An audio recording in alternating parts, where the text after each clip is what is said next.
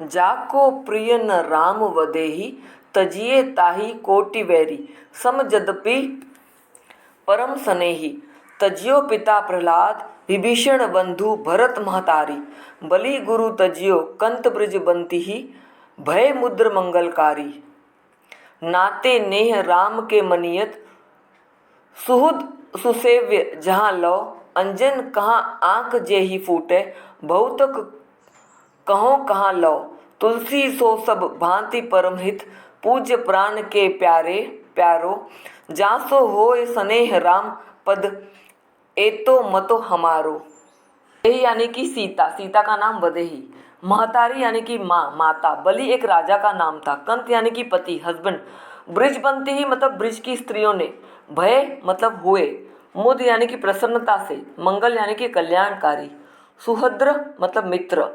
सुसेव्य पूज्य। अंजन यानी कि सुरमा, काजल जो आंखों में लगाते हैं।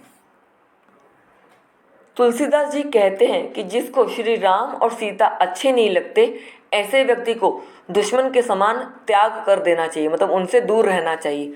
जिस प्रकार प्रहलाद ने अपने पिता हिरण्यकश्यप को, विभीषण ने रावण को तथा भरत ने अपनी माता कैकेयी को त्याग कर दिया था, राजा बलि ने अपने गुरु को त्याग व ब्रज की स्त्रियों ने अपने पतियों को छोड़ दिया और राम की शरण में जाकर प्रसन्नता से सुख से रहने लगी।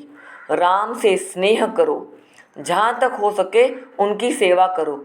उस अंजन का प्रयोग क्यों करना चाहिए, उस काजल का प्रयोग क्यों करना चाहिए जिसे लगाने से हमारी आंखें खराब हो जाए, आंखों में इन्फेक्शन हो जाए। तुलसीदास जी कहते हैं जिसको राम के चरणों से स्नेह है वह राम का प्रिय है तथा राम उसके लिए सदा हितकारी हैं, उनके लिए हमेशा अच्छा ही सोचते हैं। तुलसीदास जी श्री राम के अनन्य भक्त थे। वे राम की भक्ति करने की ही सलाह देते हैं। यदि राम के विरोधी को त्यागना भी पड़े, चाहे वो हमारा मित्र ही क्यों न हो, अगर हमें, क्योंकि वो राम का विरोधी है इसलिए हम उन्हें त्याग सकते हैं, चाहे वो हमारा प्रिय हो तो भी हम उसे छोड़कर राम की भक्ति में अपने आप को लीन कर देना चाहिए। तुलसीदास जी ने किन्हें तथा क्यों त्यागने को कह रहे हैं, उपरोक्त पद के आधार पर कवि के अनुसार उसका त्याग कर देना चाहिए। त्याग मतलब उनसे दूर जाना चाहिए, उनसे रिश्ता तोड़ देना चाहिए, जिसके लिए भगवान श्री राम और सीता जी प्रिय नहीं हैं। इसका कारण यह है कि जिसे राम और सीता प्रिय नहीं वह उदार और स्नेही नहीं हो सकता। जिसे राम और सीता अच्छे नहीं लगते उनके मन में भी दया की भावना, प्रेम की भावना, वेलफेयर की भावना कभी नहीं हो सकती। तो ऐसे लोगों से हमें दूर रहना चाहिए। ईश्वर की कृपा से वंचित रहने के कारण वह मूढ़ बना रहेगा, क्योंकि अगर वो राम और सीता की भक्ति नहीं कर सकता तो वह आगे बढ़ ही नहीं सकता अपने जीवन में। ऐसा व्यक्ति सदैव किसी न किसी रूप में सभी को हानि पहुंचाएगा, सभी को नुकसान पहुंचाएगा।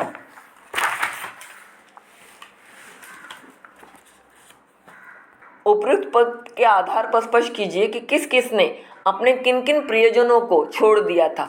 उपयुक्त पद के आधार पर भरत ने अपनी माँ कैकेयी का त्याग दिया। कहा गया है कि पुत्र तो कुपुत्र हो सकता है, पुत्र कुपुत्र मतलब बुरा बेटा बन सकता है, परंतु माता कुमाता नहीं हो सकती। पर यहाँ पर कैकेयी जो है वो कुमाता बन गई थी। माँ का त्याग करना हमारी भारतीय परंपरा में उचित नहीं माना जाता, किंतु कैकेयी ने अपने व्यक्तिगत लाभ के लिए, जो कि गलत था, जो कि अन्यायपूर्ण था, उसने अपने लाभ के लिए राम और सीताराम को वनवास भेज दिया था ताकि भरत राजपाट कर सके। प्रहलाद ने अपने पिता हिरण्यकश्यप को त्याग दिया। विभीषण ने अपने भाई रावण को त्याग दिया। राजा बलि ने अपने गुरु का त्याग किया और ब्रज की स्त्रियों ने अपने पतियों को त्याग दिया। इसका कारण इन सभी को अलौकिक सुख की प्राप्ति हुई, क्योंकि ये लोग राम और सीता के भक्त थे।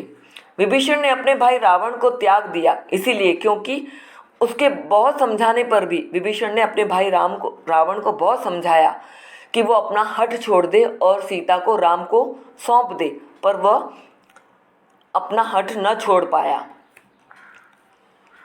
विभीषण के समझाने पर रावण ने उसका अपमान किया। भरत ने अपनी माता कैकेयी को त्याग दिया क्योंकि कैकेयी ने उसे राजा बनाने हेतु राम को वन में भेज दिया। ब्रज की स्त्रियों ने अपने पतियों को छोड़ दिया क्योंकि वे कृष्ण के विरह में नहीं जी सकती थी और कृष्ण के विरह में अपने जीवन का बलिदान कर दिया। इस प्रकार अपनी भक्ति जताते हुए उन्होंने इन सभी प्रियजनों का त्याग किया। अंजन कहा आंख जो ही फूटे, इसमें तुलसीदास जी क्या सिद्ध करना चाहते हैं? अंजन का आंख जो ही फूटे पंक्ति द्वारा तुलसीदास जी यह सिद्ध करना चाहते हैं कि काजल का प्रयोग आंखों की ज्योति बढ़ाने के लिए होता है। काजल हम अपनी आंखों को सुंदर बनाने के लिए, उनकी रोशनी बढ़ाने के लिए करते हैं। अगर उस काजल से लाभ ना हो, उससे नुकसान पहुँचे, वो हानिकारक हो, तो ऐसे ही मित्र किस काम के जो राम की भक्ति ना करे, जो दिल से अच्छे ना हो, वही व्यक्ति हमारा परम हितैषी, शुभ चिंतक और प्राणों से भी अधिक प्रिय है। जो राम की भक्ति करता है, ऐसा ही इंसान हमारा भी हितैषी बनेगा, हमारे लिए भी अच्छी भावना रखेगा और हमें वो अपने प्राणों से भी अधिक प्यारा होगा। जिसका राम के चरणों में स्नेह एवं भक्ति दिन प्रतिदिन बढ़ती रहे, राम के प्रति हमारे स्नेह का विस्तार हो।